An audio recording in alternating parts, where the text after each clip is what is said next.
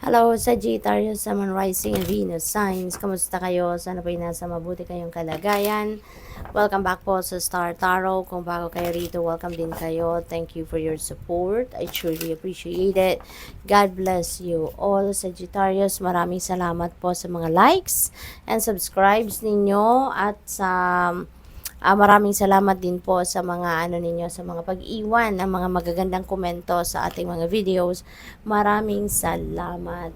At paunang mensahe po ninyo, Ace of Cups. Ayan, napakaganda. Siguro ang iba sa inyo dito sa ngayon, very emotional, nagsisenti, mga ganon, ano.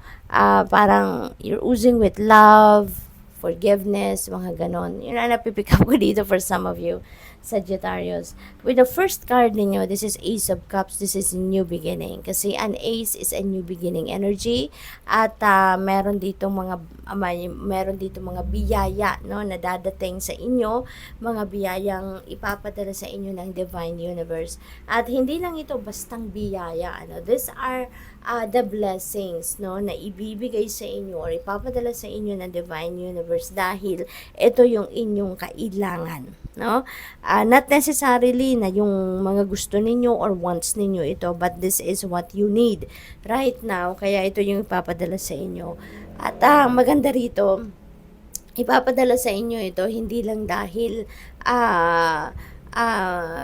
para sa inyo, para sa mga mahal ninyo sa buhay, but this is going to be sent to you para din magkaroon ka rin ng way para makatulong din sa iba, no. You're going to be blessed with abundance and prosperity din dito of anything, para din na may share ka din sa iba, okay. Kaya you're going to be feeling joyful, you're going to be very happy sa ngayon. This is also about pag-ibig, no, kasi baka magsisimula din kayo ng bagong relationship dito, baka meron din kayong sisimulang bagong love and romantic relationship. Kaya good luck sa'yo. With the Knight of Cups, there is an offer dito, Sagittarius. Merong mag-o-offer sa inyo rito, no? This could be love, no? Baka kung single pa kayo, baka meron ditong mandiligaw sa inyo, or baka meron ditong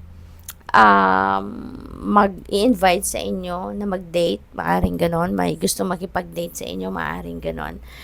This is also about apology, no? Baka meron dito magsusorry sa inyo, baka merong nakagawa ng hindi masyadong maganda sa inyo in the past, at ngayon maybe baka na-realize din niya na baka na siya may pagkakamali, kaya maaaring siya ay mag-reach out sa iyo at mag-sorry. The Six of Cups is this is about pagbibisita, coming back, no, coming home. So siguro ang iba sa inyo rito uuwi to visit your family, to visit your children, to visit your parents, yung mga ganon. So, this is a very heartwarming reunion, no? Magiging masayang-masaya kayo rito, pati na rin yung mga mahal ninyo sa buhay na bibisitahin ninyo. Kasi, maybe matagal na kayong hindi nakakauwi, matagal na kayong hindi nakakabisita sa kanila, kaya feeling ko uuwi ka at bibisitahin mo sila because maybe namimiss mo na talaga sila, no?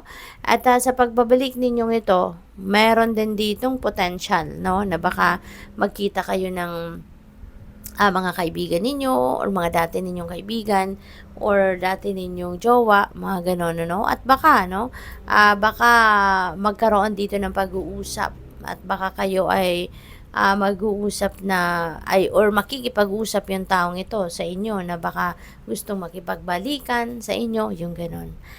We have Seven of Cups. Ayan. So, dito sa Seven of Cups, these are, tawag dito, multiple opportunities, no? Maraming mga oportunidad ang dadating. Pwedeng sa love life yan, pwedeng trabaho, pwedeng karera, pwedeng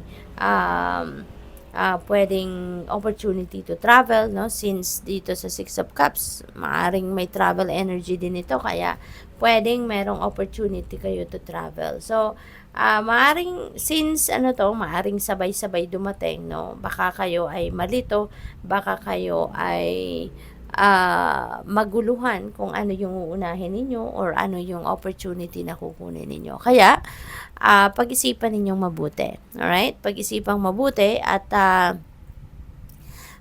tignan ninyo kung alin yung mas effective, no, na unahin ninyo, kung ano yung pinaka dapat na ipa-prioritize ninyo rito.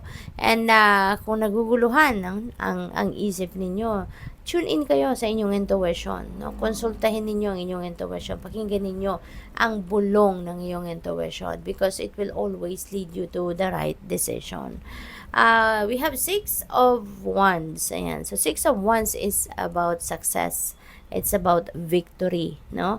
Magiging sikat ka ngayon, magiging famous ka ngayon.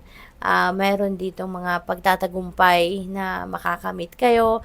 Meron ditong mga successes na makakamit kayo siguro on a personal level or pwede rin naman na sa trabaho, sa career ninyo, sa negosyo ninyo. So whatever it is that you are working on, whatever it is na pinagsisikapan ninyo, maaring dyan ay magtagumpay kayo, no?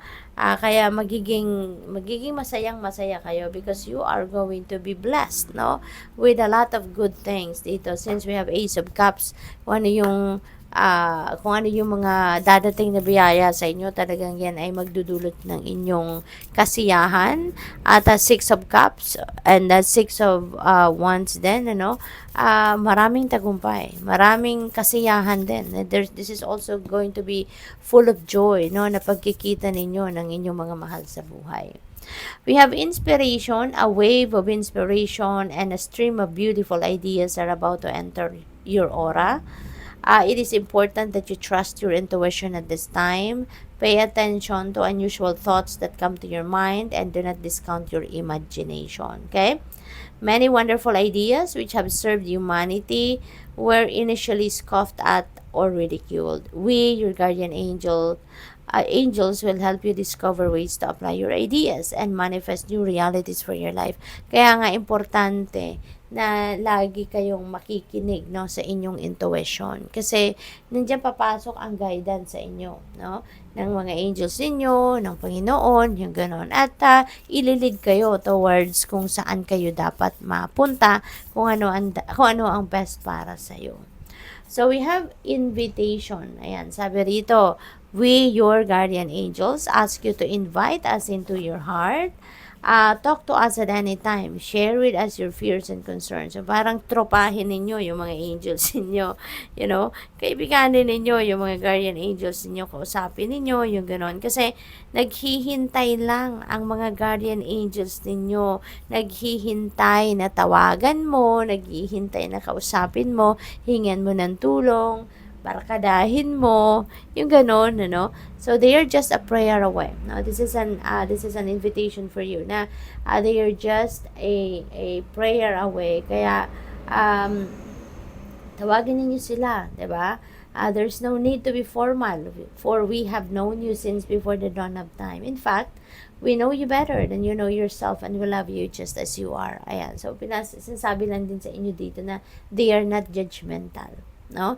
Kilala ka na nila since the beginning of time, no? Kaya huwag kayong mahihiya sa inyong mga guardian angels. Always talk to them, always ask them whatever you need, no, because they will be there for you. They will be there for you to the rescue. Good luck. Thank you for watching. Love and light. Namaste.